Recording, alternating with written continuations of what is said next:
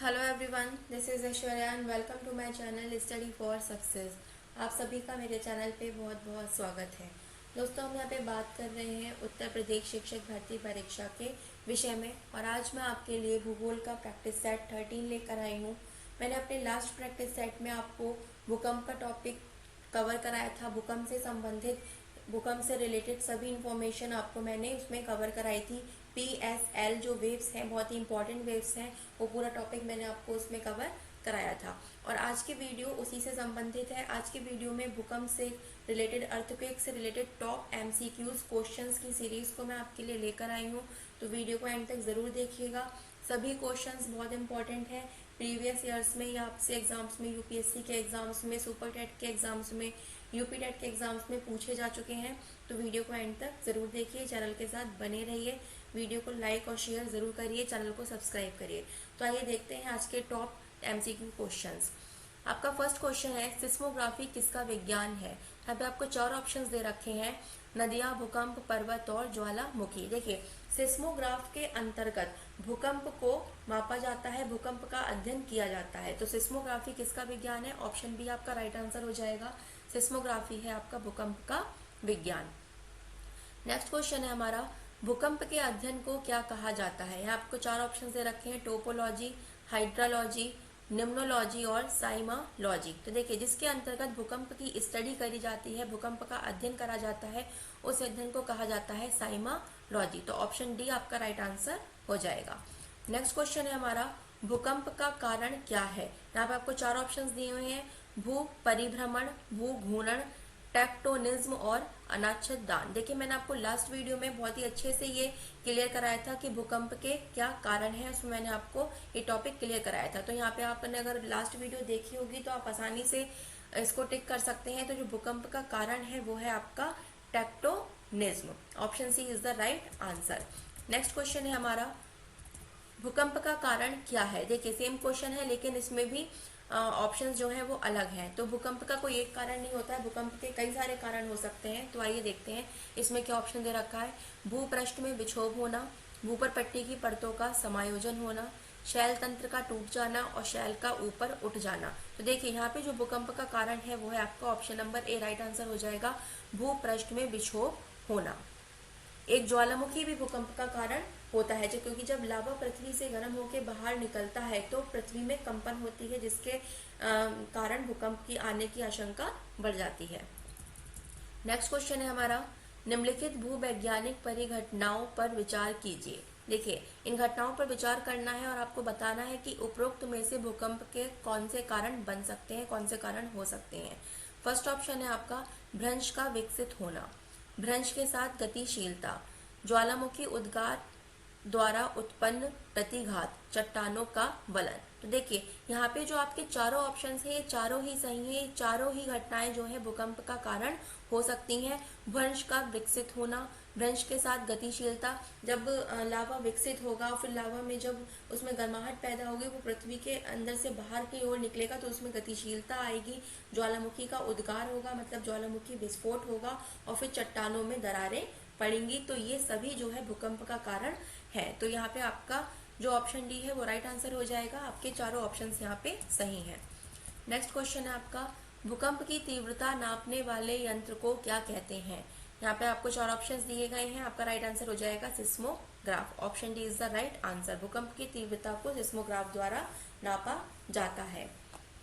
Next question है, भूकंप की तीव्रता नापने के पैमाने को क्या कहते हैं। देखिए, ये तो था यंत्र। ऊपर वाले क्वेश्चन में 6 क्वेश्चन में था कि यंत्र को क्या कहते हैं। अगर यंत्र पूछा जाए, इसमें कंफ्यूज मत होइएगा, यंत्र और पैमाना, स्केल, दोनों अलग अलग चीजें हैं। यदि आपसे क्वेश्चन में यंत्र पूछा जाता है तो आप सिस्मोग्राफ यंत्र को टिक करेंगे, और अगर आपसे पैमाना पूछा जाता है तो आप रिक्टर पैमाने को टिक करेंगे। भूकंप की तीव्रता को किससे नापा जाता है? भूकंप की तीव्रता को रिक्टर पैमाने पर मापा जाता है। क्वेश्चन 7 का राइट आंसर हो जाएगा option number B. Next question है हमारा क्वेश्चन 8। देखिए, रिक्टर स्केल का प्रयोग किसके मापन के लिए किया जाता है। बहुत ही आसान क्वेश्चन है, ऊपर हम डिस्कस कर चुके हैं, लास्ट वीडियो में भी डिस्कस करा था। तो रिक्टर स्केल का जो प्रयोग है वो भूकंप की तीव्रता को नापने के लिए किया जाता है। Option C is the right answer. Next question है हमारा, भूकंप के समय किन किरणों का उद्भव होता है। देखिए, जब भूकंप आता है तब कौन सी किरणें निकलती हैं, कौन सी किरणों का उद्भव होता है। तो यहाँ पे देखिए आपको ऑप्शन दे रखे हैं ABL, BSL, RSL और SLL। देखिए यहाँ पे जो आपका ऑप्शन नंबर डी है वो राइट हो जाएगा, FSL। जब भूकंप आता है तो भूकंप के समय ये 3 किरणों का जो है उद्भव उस समय होता है। Option D is the right answer. Next question है हमारा क्वेश्चन 10th, उद्गम केंद्र के भू सतह पर उसके निकटतम स्थान को क्या कहते हैं। देखिए, जहां से उद्गम केंद्र के भू सतह, जहां से भूकंप की जो तीव्रता है, भूकंप की जो वेव्स हैं वो पैदा होती हैं, उस स्थान को, उसके निकटतम स्थान को क्या कहा जाता है। पहला ऑप्शन है आपका उद्गम केंद्र, अंतः केंद्र, अधिकेंद्र और परिकेंद्र। देखिए, जो भू सतह है जहां पर जो वेव्स हैं वो उद्गार होती हैं, उसके निकटतम स्थान को कहा जाता है अधिकेंद्र। Option C is the right answer. दोस्तों, अगर आपको क्वेश्चंस अच्छे लग रहे हो तो आप वीडियो को लाइक करिए, चैनल को सब्सक्राइब करिए। नेक्स्ट क्वेश्चन है हमारा, पृथ्वी की सतह पर भूकंप के केंद्र के ठीक ऊपर के बिंदु को क्या कहते हैं। देखिए, जहां पर भूकंप का मेन बिंदु होता है, जहां से वो उसकी वेव्स जो है स्टार्ट होती हैं, उस बिंदु को क्या कहा जाता है। तो देखिए, उस बिंदु को कहते हैं उत्केंद्र। Option C is the right answer. Next question है, भूकंप केंद्र के ठीक नीचे के बिंदु को क्या कहा जाता है। यहाँ पे आपको 4 ऑप्शन दे रखे हैं, बिदर, इंसेंटर, अधिकेंद्र और हाइपोसेंटर। तो जो भूकंप के केंद्र का बिल्कुल ठीक नीचे का जो बिंदु है, केंद्र से नीचे का जो बिंदु है, उसको कहते हैं hypocentre. Option D is the right answer. Next question है हमारा, रिक्टर पैमाने पर 6 परिमाण के किसी भूकंप की विनाशी ऊर्जा 4 परिमाण के भूकंप की तुलना में कितनी गुनी अधिक होगी, ये आपको बताना है। तो देखिए, रिक्टर पैमाने पर जो 6 आपसे पूछा जाता है, 6 जो परिमाण है वो आपका बहुत ही विनाशकारी होता है। तो आप जब 6 विनाशकारी होता है तो उससे कम के जो नंबर्स होंगे वो थोड़े उससे कम विनाशकारी होंगे। तो आप यहाँ पे कह सकते हैं कि जो 6 है वो एक हाई डेंसिटी, हाई वेलोसिटी है। तो जो 6 गुना है, यानी कि वो किसी भी बिंदु का 1000 गुना विनाशकारी हो सकता है। तो option D is the right answer. Next question है हमारा, विनाशकारी भूकंप के गुरुत्व के कारण त्वरित होगा। देखिए, जो विनाशकारी भूकंप है उसका जो ग्रेविटेशनल फोर्स है, जो गुरुत्व है, उसके कारण क्या पैदा होगी। तो देखिए, ऑप्शन सी यहाँ पे राइट आंसर हो जाएगा, मोर देन 950 सेंटीमीटर पर सेकेंड स्क्वायर। जो विनाशकारी भूकंप की लहरें होती हैं, जो तरंगे होती हैं, उससे का जो गुरुत्व होता है वो आपका कितना होता है, 950 सेंटीमीटर पर सेकेंड स्क्वायर से भी अधिक उसका गुरुत्व होता है। नेक्स्ट क्वेश्चन है हमारा, भूकंपी विदर क्या है। यहाँ पर आपको ऑप्शंस दे रखे हैं, प्लेट सीमाओं के वे अनुभाग जो निकट अतीत में बारंबार रप्चर हुए हैं। रप्चर का मतलब है यहाँ पे बार बार विकसित हुए हैं, उद्गार हुआ है जिनमें।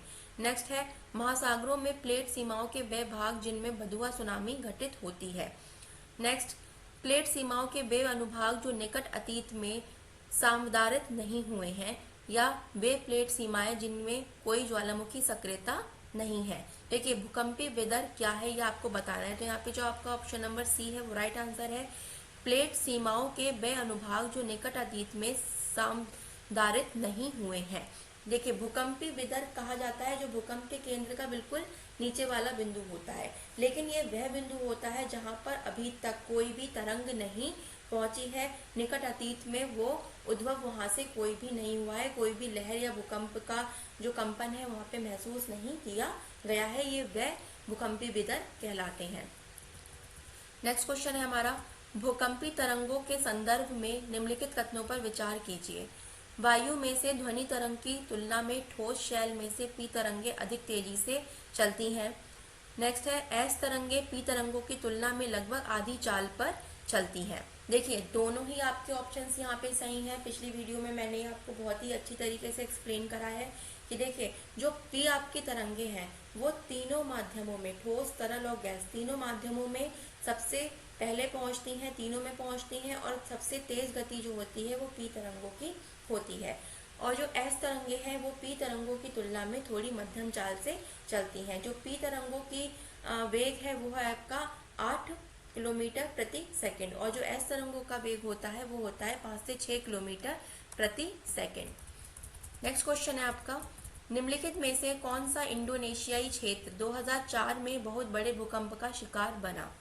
ये देखिए, ये आपका यहाँ पे आप लोग 4 ऑप्शन दे रखे हैं, इरियन जया, सुमात्रा, कलिबंगन और जावा। आपको बताना है कि इसमें से कौन सा इंडोनेशियाई क्षेत्र 2004 में बहुत बड़े भूकंप का शिकार बना था। तो आपका राइट आंसर हो जाएगा यहाँ पे सुमात्रा। जो सुमात्रा था, सुमात्रा में 2004 में बहुत बड़े स्केल पर भूकंप आया था, जो काफी वहां पे विनाशकारी साबित हुआ था। नेक्स्ट क्वेश्चन है हमारा, निम्नलिखित में से कौन सा क्षेत्र ऐसा है जहां पर भूकंप आने की संभावना सबसे अधिक है? देखिए, ऑप्शंस दिए गए हैं, दक्षिण का पठार, गंगा ब्रह्मपुत्र घाटी, उत्तरी भारत का मैदानी क्षेत्र और पश्चिमी घाट। देखिए, जहाँ पे सबसे ज्यादा भूकंप आने की संभावना रहती है वो रहती है आपके गंगा ब्रह्मपुत्र घाटी में। ऑप्शन बी आपका राइट आंसर हो जाएगा। 19th क्वेश्चन है सीरीज का, भारत का निम्नलिखित में से कौन सा क्षेत्र उच्च तीव्रता का भूकंपीय मेखला में नहीं आता है? आपको यहाँ पे 4 ऑप्शंस दिए गए हैं, आपको बताना है कि कौन सा ऐसा भारत का क्षेत्र है जहां पर भूकंप आने की संभावना काफी कम रहती है। ऑप्शन है आपके कर्नाटक का पठार, उत्तरांचल, कच्छ और हिमाचल प्रदेश। तो जो राइट आंसर है वो जाएगा आपका ऑप्शन नंबर ए, कर्नाटक का पठार। यहाँ पर भूकंप आने की संभावना सबसे कम रहती है। नेक्स्ट क्वेश्चन है हमारा, निम्नलिखित में से कौन सा सही सुमेलित नहीं है? यहाँ पे आपको नगर दे रखे हैं और भूकंप के मंडल दे रखे हैं, तो आपको बताना है इसमें से कौन सा सही सुमेलित नहीं है। देखिए, हैदराबाद पहले नंबर पे आता है, भुज चौथे नंबर पे, श्रीनगर 5वें और चेन्नई दूसरे नंबर पर आता है। तो आपको बताना है इसमें से कौन सा सही नहीं है। तो जो आपका ऑप्शन नंबर ए है वो आपका सही नहीं है, हैदराबाद पहले नंबर पर भूकंप की श्रृंखला में नहीं आता है। तो option A is the right answer. बाकी सारे ऑप्शंस आपके सही हैं। भुज आपका चौथे नंबर पे आता है, श्रीनगर 5वें नंबर पे आता है और चेन्नई दूसरे नंबर पर आता है। तो दोस्तों, ये थे आज की सीरीज के टॉप 20 क्वेश्चन आंसर एमसीक्यूज। ये आपके लास्ट प्रीवियस ईयर्स में पूछे जा चुके हैं, बहुत ही इंपॉर्टेंट क्वेश्चन आंसर है। इन्हें आप बिल्कुल याद कर लीजिए, रट लीजिए। इनमें से 1 से 2 नंबर आपका भूकंप टॉपिक में से जरूर फंसेगा। तो अगर आपको वीडियो अच्छी लगी हो तो वीडियो को लाइक करिए, चैनल को सब्सक्राइब करिए, वीडियो को शेयर कीजिए और चैनल के साथ बने रहिए। देखने के लिए बहुत बहुत धन्यवाद। Thanks for watching.